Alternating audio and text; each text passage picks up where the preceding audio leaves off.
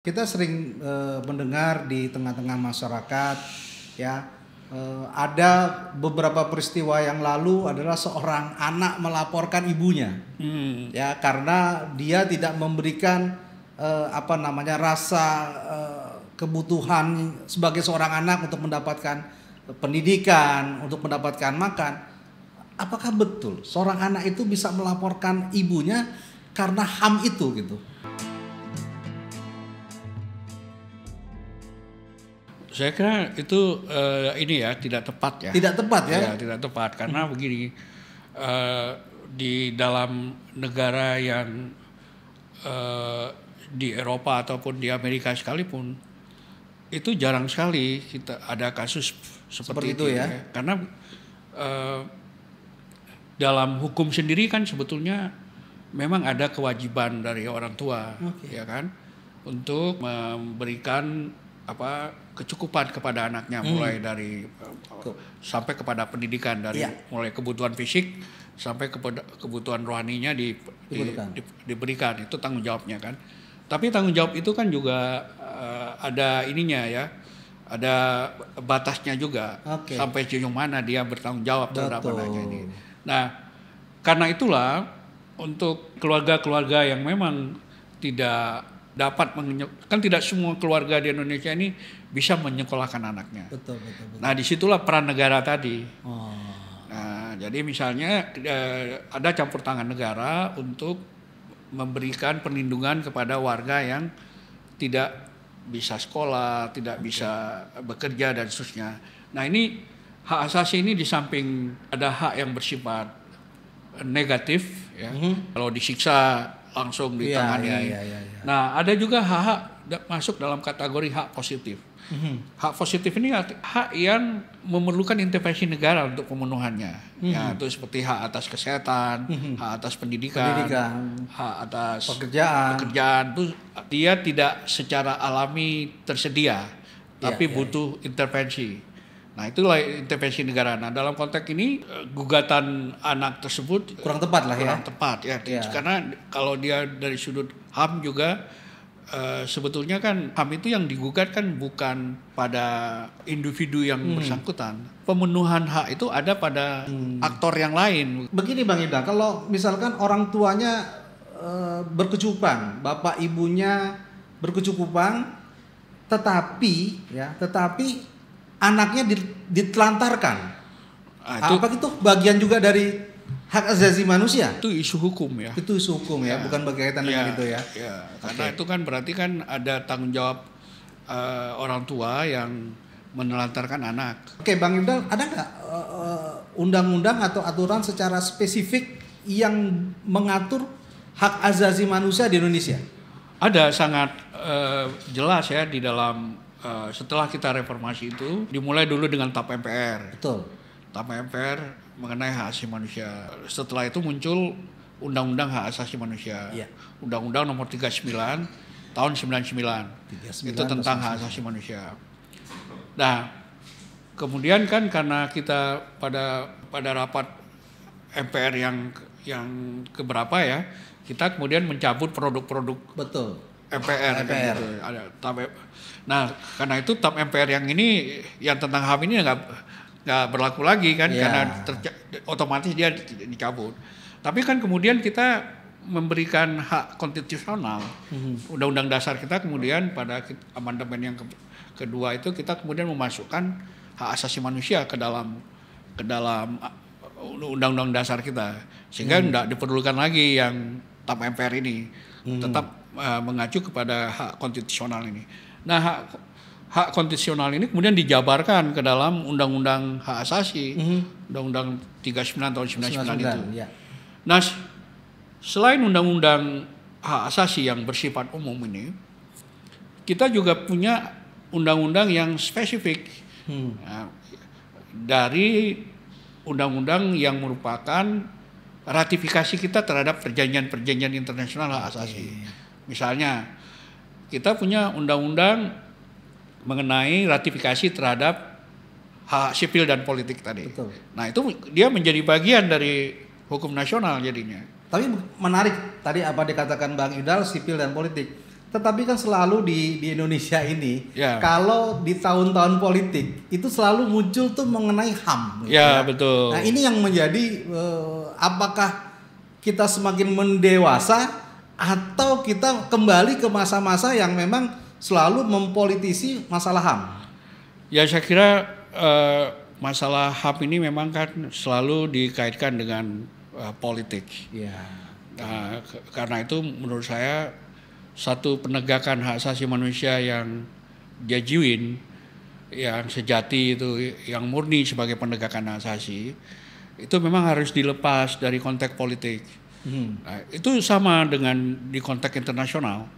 Di konteks internasional itu kan seringkali ada tuduhan dari negara-negara kecil bahwa negara-negara besar, superpower seperti Amerika dan Eropa, itu sering mempolitisasi isu HAM. Dengan menekan negara-negara kecil ini. Iya. Nah, misalnya dia perlu negara-negara kecil perlu negara-negara berkembang perlu bantuan ekonomi, perlu investasi, tapi kemudian oleh negara-negara superpower dijadikan sebagai trade off. Kamu kalau mau bantuan ini itu perbaiki kondisi hak asasimu. Atau mengejar tokoh pimpinan-pimpinan di negara-negara berkembang ini sebagai pelaku pelanggaran hak asasi. Nah, ini dilihat sebagai politisasi oleh negara-negara berkembang. Nah, saya sering ikut sidang-sidang dulu namanya Komisi HAM, Komisi HAM PBB, Human Rights Commission.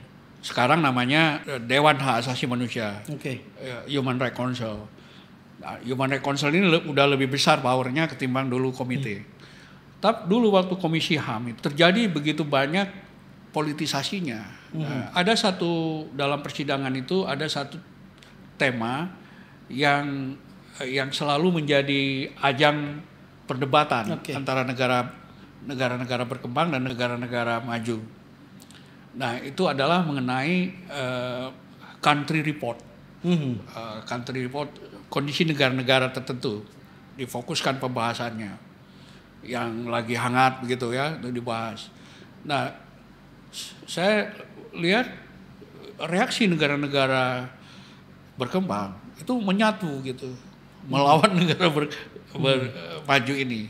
Nah, makanya kemudian terjadi banyak keberatan yang kemudian melahirkan Dewan Hak Asasi ini, karena dianggap Komisi HAM PBB itu lebih bernuansa politisasi isu HAM, memojokkan negara berkembang. Nah, kalau kita lihat di secara tingkat nasional sekarang, kita lihat sebetulnya isu penegakan hak asasi manusia ini selalu menjadi arena politik, dijadikan alat untuk mendiskreditkan atau juga menghalangi kontestan yang ada dalam pertarungan politik yang sedang terjadi. Nah, menurut saya dalam konteks ini, karena kita punya lembaga nasional hak asasi manusia yaitu Komnas HAM itu harus bisa bersikap netral itu, harus lebih jernih melihat kepentingan hak asasinya, sehingga tidak terbawa ke dalam isu yang dimunculkan setiap ada sehingga menjadi politisasi yang itu kemudian menimbulkan pro kontra di dalam masyarakat, sehingga Komnas juga kemudian bisa mendapat kurang positif gitu dari masyarakat. Nah, karena itu menurut saya lembaga penegak hak asasi manusia Komnas HAM itu harus menjadi, kalau di laut itu kan kapal itu butuh ini mercusuar supaya dia tidak nabrak karang.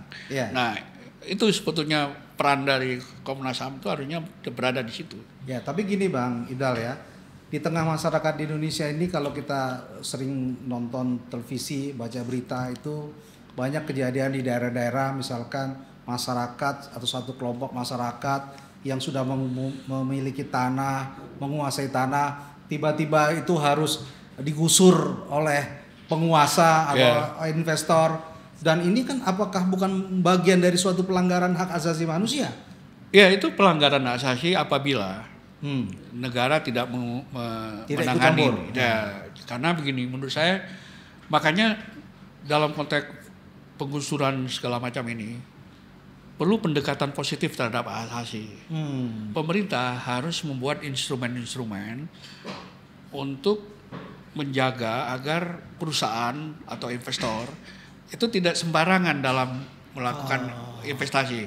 Misalnya dia mau invest di sektor plantation atau mining ya. Ini kan sektor-sektor yang rawan itu. Yang rawan akan ada penggusuran, apalagi yang ekstraktif seperti mining ini. Itu pasti akan ada, bukan hanya terhadap manusia tapi juga terhadap alam. Pemerintah dalam hal ini KLHK, Kementerian Hukum dan HAM, Tata Ruang itu harus memiliki kebijakan agar perusahaan-perusahaan ini mematuhi standarnya. Nah, misalnya sekarang pendekatan positif terhadap hak asasi ini sekarang sangat menjadi model dalam advokasi HAM sekarang. Nah, karena itu PBB ya lebih kurang 5 tahun yang lalu itu berhasil mengeluarkan satu deklarasi mengenai business and human rights. Jadi bagaimana bisnis itu harus mengikuti standar hak asasi. Ya, jadi ada international framework for the business and human rights. Nah, ini untuk menghindari tadi bagaimana bisnis itu ada tiga pilar di dalam instrumen itu. Yang pertama pilar proteksi. Pilar proteksi ini lebih banyak negara, peran negara. Nah, peran yang kedua ini kepada perusahaannya, yaitu dia harus punya human right policy. Perusahaan itu harus punya human right policy. Yang ketiga itu dia harus punya mekanisme untuk menyelesaikan kalau ada keluhan dari masyarakat. Jadi grievances mechanism dia harus punya. Yang kedua itu human right policy itu dia selain punya merumuskan human right policy-nya juga punya cara untuk bagaimana membuat satu operasi itu tidak melanggar HAM. Misalnya dia membuka plantation, uang baru ya untuk investasinya. Mau land clearing, itu apa saja yang harus dia lakukan. Nah, itu ada namanya instrumen yang disebut Human Right Impact Assessment. Jadi dibuat dulu. Nah, ini Pak, maka kalau ini di pendekatan positif ini dilakukan, pemerintah akan lebih lebih wise lah ya kalau untuk tidak terlalu repot ya, karena perusahaan sini udah menjalankan standar ini, sehingga dia tidak perlu repot sekali dan nanti dituduh dia akan menghadapi keluhan masyarakat, ada limbah yang tercemar kemudian ada anak yang masuk ke dalam tambang, bekas tambang segala macam. Nah, ini yang menurut saya yang sekarang perlu dimajukan, yaitu pendekatan positif terhadap hak asasi. Baik. Bang Idal, diminum dulu kopinya nih. Siap, terima kasih. Waduh, kayak semakin menarik aja nih. Terakhir Bang Idal. Apa harapan Bang Idal ya terhadap penegakan hukum dan hak asasi manusia itu pada saat ini tidak berbenturan? Apa harapan seorang Bang Idal? Ya, harapan saya sebetulnya sederhana ya. Karena dalam hak asasi manusia ini kan sebetulnya hanya bisa ditegakkan melalui instrumen hukum. Tidak bisa dia sendiri instrumen hukum. Maka yang menjadi ujung tombaknya adalah aparat penegak hukum itu. Ya, misalnya polisi. Polisi itu adalah ujung tombak penegakan HAM. Karena dia yang langsung bersentuhan dengan masyarakat. Misalnya begini aja. Ketika dia menyetop orang, sedang naik motor di stop atau naik mobil di stop, itu kan melanggar HAM. Nah, tapi bagaimana dia agar tidak melanggar HAM ketika dia melaksanakan tugas? Nah, dia harus punya standar. Dia harus memiliki prosedur yang jelas terkait dengan apa yang dia akan lakukan itu ya? Iya, terkait dengan tugas polisinya itu. Nah, sehingga dia tidak berurusan dengan hak asasi. Nah, yang kedua menurut saya lembaga legislatif itu kan yang memproduk undang-undang. Maka menurut saya para pembentuk undang-undang ini harus memastikan bahwa undang-undang yang dihasilkannya itu tidak ada potensi melanggar HAM gitu. Sehingga dia tidak perlu lagi orang akan mengajukannya ke MK gitu kan. Kan sekarang kita lihat lembaga legislatif yang menjadi salah satu cabang dari kekuasaan negara, pikiran HAM dia harus bertanggung jawab juga untuk melindungi HAM. Betul. Karena itu yang dia produk harus sejalan dengan hak asasi. Nah yang terjadi kita lihat sekarang kan hampir semua undang-undang yang disahkan oleh DPR. Itu kemudian diajukan ke MK. Berarti kan ada masalah.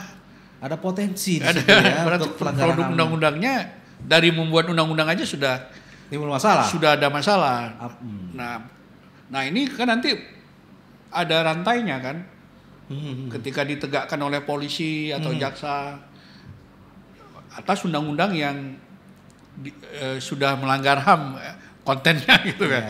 Nah ini yang menurut saya bagaimana kita mensinergiskan ini. Oke. Itulah ya obrolan santai kita dengan Bang Idham Kasim ya, Ketua Komnas HAM tahun 2007-2012. Terima kasih Bang Idham sama-sama atas Prof. Faisal ya. Ilmunya kita sharing kepada teman-teman semua mengenai hak asasi manusia. Betul. Mudah-mudahan Indonesia ke depan tidak ada lagi pelanggaran-pelanggaran HAM dan kita harapkan Indonesia semakin baik dalam penegakan hukumnya dan semakin menciptakan masyarakat adil dan makmur ya sebagai tujuan dari Undang-Undang Dasar 45. Sekian, terima kasih. Terima kasih Bang Ifdal. Sampai ketemu nanti dalam bincang santai berikutnya. Salam.